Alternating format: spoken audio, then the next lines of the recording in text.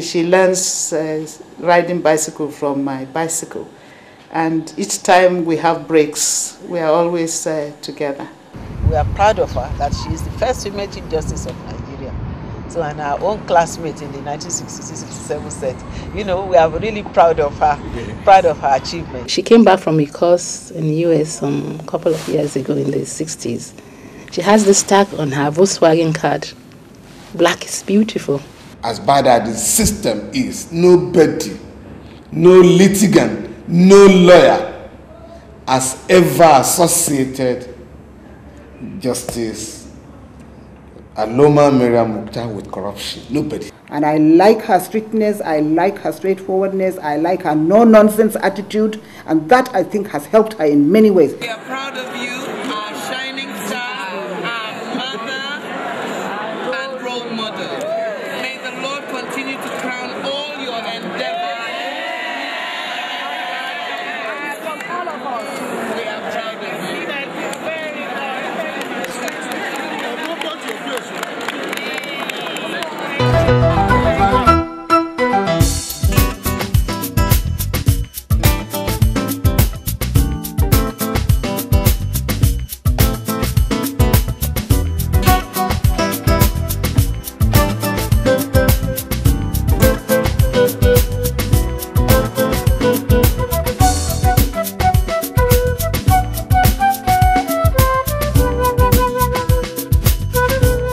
Honorable Justice Aloma Mariam Mukhtar, GCON, Chief Justice of the Federal Republic of Nigeria, hails from Jaguza in the Dawakin Tofa local government area of Kano, Kano State of Nigeria.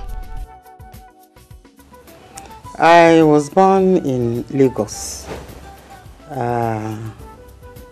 and to Alhaji Mukhtar and Hadiza Mukhtar in the year 1944, which would make me 70 come November. Her father was a successful businessman with a large family.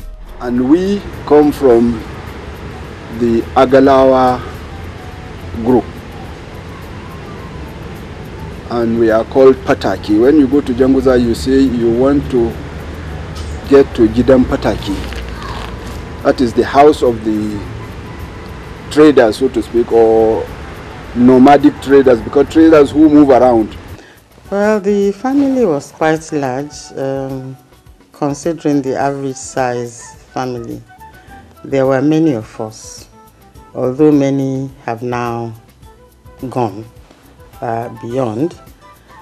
We all interacted very well, and our father made sure that we didn't lack, and he tried as much as possible to put our heads together so that as we are growing up, we will grow as one big family. There are only 9 of us left now.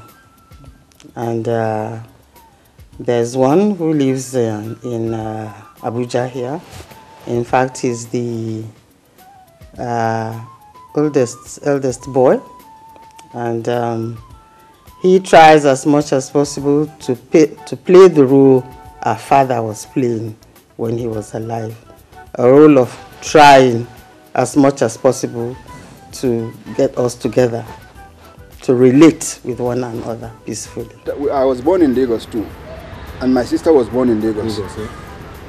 But we moved to Sierra Leone with our dad, and she was in Lagos. At that time, she was in Zaria, where she was studying. She was with her mother in Zaria. It's a polygamous family.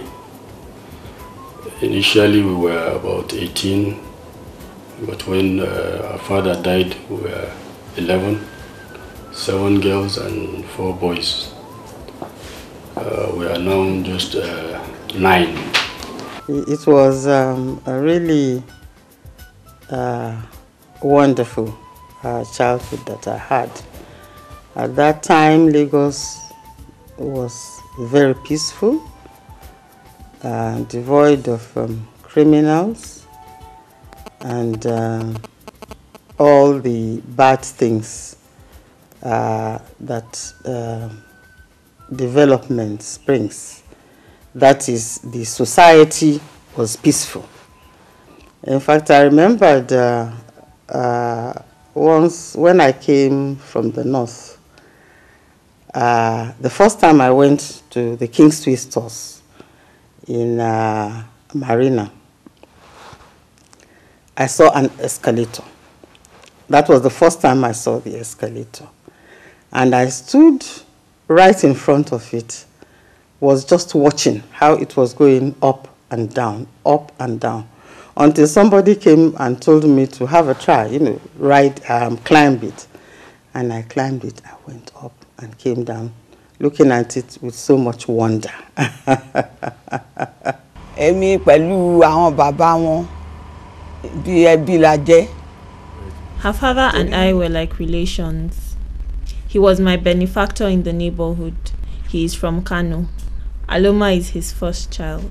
I will say he's an exposed trader, unlike the traditional Patake who just move with goods. And while he's in Lagos, he came exposed to so many things and to politics apart from that, because he was once a nominated member of the Western House of Assembly, the first northern nominated member to Western House of Assembly.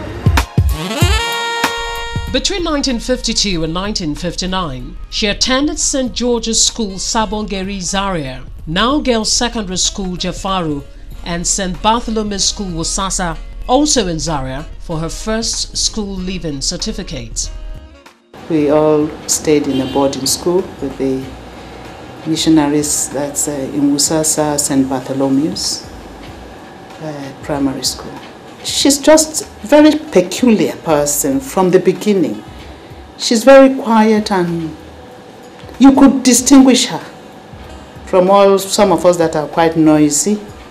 It was a wonderful experience because he taught us a lot. And at that time, the missionaries had their hold on schools. And they taught a lot of discipline, and they taught us also the fear of God.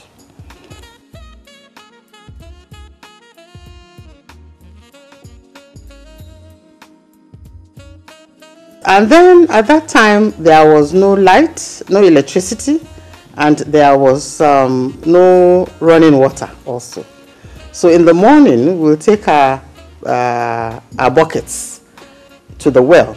We walk across a road that led to St. Paul's Secondary School, where we'll fetch the water we are going to use. And you'll find about maybe 4 children with just one pail, the younger ones. And it is only that one bucket of water that the 4 of them will share. It was fun. Between 1960 and 1962, she was at the Rosen School for Girls, East Brand, Somerset, for her ordinary level certificate, and at the Reading Technical College, Reading, Berkshire, for her advanced level certificate between 1962 and 1963. We grew up together when we were small. But she left us when we were in primary school. She left us to London, where she studied. It was a little village in Somerset, very close to Western Supermare. And at that time, it was a really small village where you just see a few houses. And the population was not large, but I'm sure by now it must have boomed, yes. The Honorable Chief Justice didn't initially set out to read law. Who and what helped her change her mind? Right from the beginning, when I was in school, I never thought I would study law. I had interest in other professions, like nursing. at that time. But later, there were events and processes that led to my studying law. When I finished my A-levels, I was toying with the idea of studying maybe librarianship, maybe to study to be a radiographer, all these. And although I knew that the law profession would be a very good profession and is a noble one, I never averted my mind into studying it because I knew it would involve a lot of reading. And reading, as you know, is stressful, especially when you have to concentrate a great deal. But in the house where I lived in London, with my guardian, there were 3 gentlemen who were studying law then. And right from the time I started reading for my A-levels, they tried to convince me or to persuade me to study law. And each time I would say to them, no. Seeing how what you are going through with your reading, I don't think I'll be able to stand that. And so after my A-levels, when I was at a crossroad, I think I listened to them. There was Moshood Abdul Malik, Mazu Abdul Malik, and Lemin Metidan. The first 2 are now late, but Lemin Metidan is still alive. And I decided, okay, why not? Let me give it a go. And I gave it a go. When she came to London, she did her O-levels and A-levels. So I told her, I said, look, you have done your O-levels and A-levels, so what are you? She said she wanted to do company secretary. I said, yes, even you could read law. And as a lawyer, you could become even company secretary. It doesn't really matter. So that's how I got to know her very well in London, London in the late Abdul Malik's house. I attended the GCON and Weldon Law School. That's where most of the northern law students attended. And I was there until I did my final examination. I was enrolled to the Middle Temple.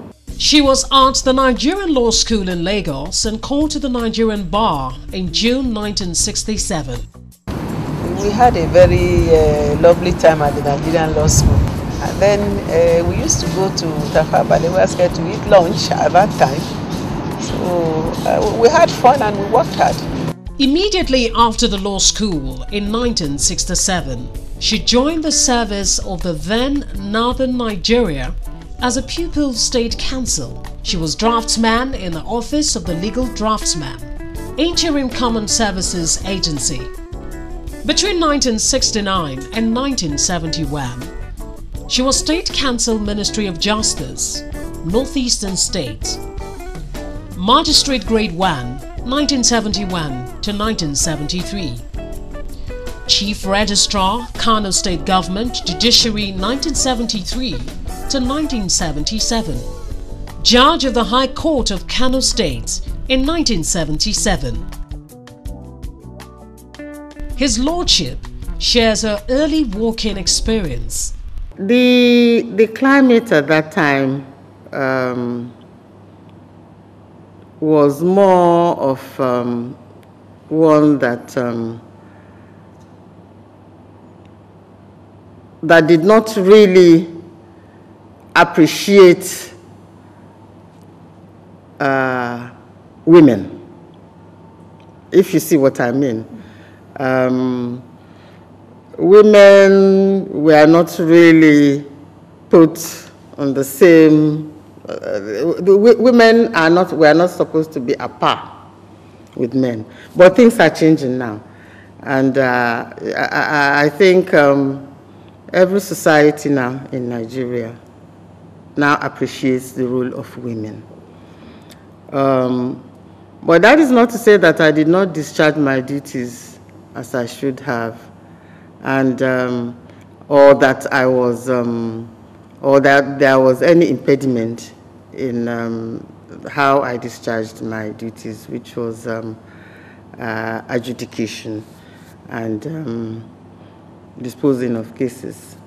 I did the way I should have, and to God the glory, the masses appreciated me. They appreciated what I was doing.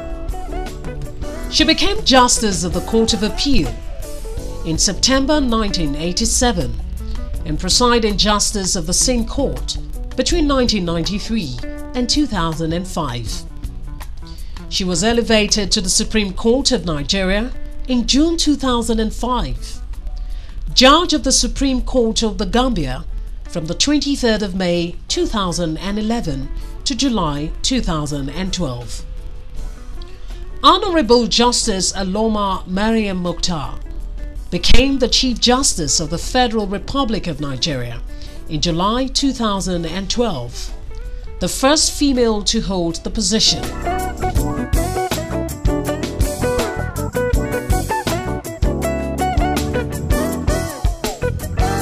Was it a dream come true? I did not think that I would go as far as even this court not to talk of being the Chief Justice of Nigeria. So it wasn't a dream.